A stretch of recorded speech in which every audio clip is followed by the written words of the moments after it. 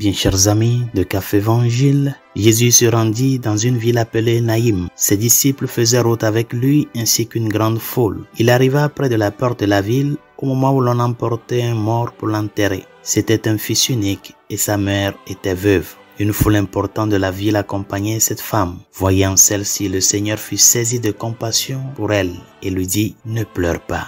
Il s'approcha et toucha le cercueil. Les porteurs s'arrêtèrent et Jésus dit « Jeune homme, je te l'ordonne, lève-toi ». Nous célébrons ce jour la mémoire de Saint Corneille, pape, et Cyprien, évêque, tous deux martyrs, le Dieu de la compassion. Cette compassion qu'il manifeste à l'humanité, non pas seulement du point de vue de l'émotion, mais surtout du point de vue de son action comme Dieu, être compatissant envers l'autre. Quand nous parlons de la compassion, nous parlons d'une attitude humaine qui montre en premier lieu que nous reconnaissons en l'autre qui traverse une situation difficile, un autre frère, une autre sœur. Et si cette personne traverse cela, ça peut aussi m'arriver. Et donc, dans mon état de manifester mon humanité à cette personne-là, je l'assiste. C'est ça la compassion humaine. Je l'assiste, je le soutiens. Et ça là, c'est ce que nous devons vivre, nous les chrétiens, d'une manière encore plus particulière. La compassion. Si notre conscience chrétienne est vraiment éveillée, nous ne pouvons pas passer sans porter dans nos prières au jour le jour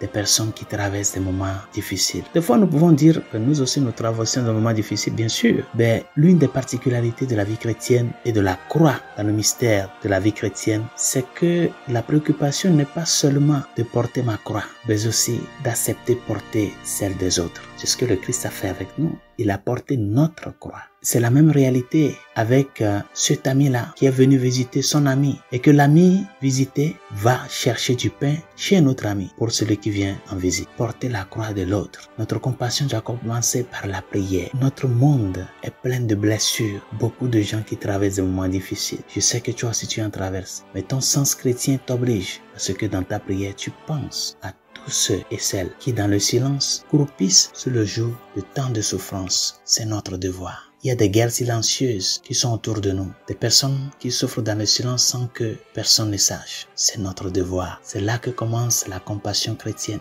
dans la prière. Afin que le cœur des hommes soit un cœur d'humanité et de fraternité et non un cœur de destruction et de recherche du gain personnel. Mais il y a une chose très importante dans l'évangile de ce jour, c'est que le Seigneur ne s'est pas seulement préoccupé de soulager cette dame-là du point de vue seulement émotionnel. Ça, c'est seulement l'aspect humain. Il est allé plus loin en ressuscitant cet enfant-là. C'est jusqu'à ce point que parvient la compassion de Dieu. C'est l'une des preuves de la divinité du Christ. Il n'est pas venu seulement essuyer nos pleurs, mais guérir les blessures qui nous font pleurer. Et ça, là, c'est seulement Dieu qui peut le faire. Il a montré la preuve de sa divinité. Ce que nous, les hommes, nous ne pouvons pas, c'est ça que lui, il a accompli. Et tout ça là, c'est pour nous dire que notre cœur doit se tourner vers celui qui le peut tout. Ne place pas ta confiance en des choses éphémères, en des promesses vides de ce monde. Place ta confiance en celui qui le peut tout, qui sait pleurer avec celui qui pleure, mais non pas seulement ça, qui va jusqu'au très fond de ce qui te fait pleurer et le détruit. Rendons-lui grâce. Demandons-lui de nous aider à croître dans cette foi en lui qui, étant Dieu, a pris notre nature humaine pour nous manifester la profondeur de l'amour de Dieu envers l'homme. Que sa grâce nous y aide. Bonne journée, Dieu vous bénisse.